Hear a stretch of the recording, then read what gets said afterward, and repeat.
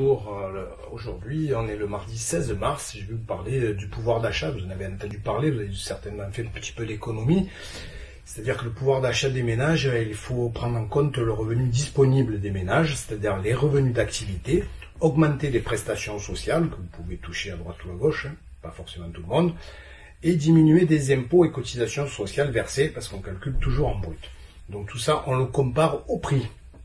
L'évolution du pouvoir d'achat correspond donc à la différence entre l'évolution des revenus des ménages et l'évolution des prix.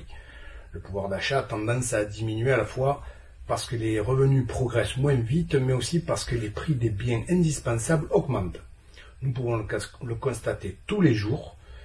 Quand on passe à la pompe, par exemple, quand on reçoit ses factures d'électricité, de gaz, donc là, c'est des frais fixes, hein, on le voit, ou sinon les biens courants, on voit les prix des aliments qui augmentent régulièrement. Mais par contre, notre salaire, il bouge pas. Il bouge très très peu. Alors, une fois tous les 3 ans, si vous avez la chance d'avoir une augmentation individuelle. Chose qu'on condamne d'ailleurs.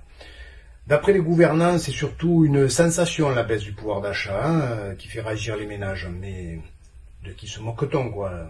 C'est vraiment pas une sensation. Donc on le voit.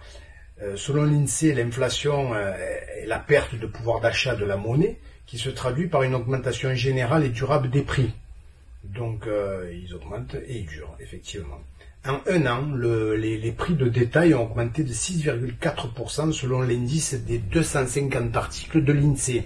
Parce qu'ils prennent comme référence 250 articles. Donc d'ailleurs, chaque année, ils lèvent des produits parce que ça les dérange. Et donc en fait, on se retrouve avec des chiffres assez à la baisse quand même, hein. Ce qui porte à 26% l'augmentation du coût de la vie constatée depuis la dévaluation. Les prix de gros aussi ont augmenté en novembre. Donc je pense qu'il est urgent de se prendre en main ou par la main pour réagir.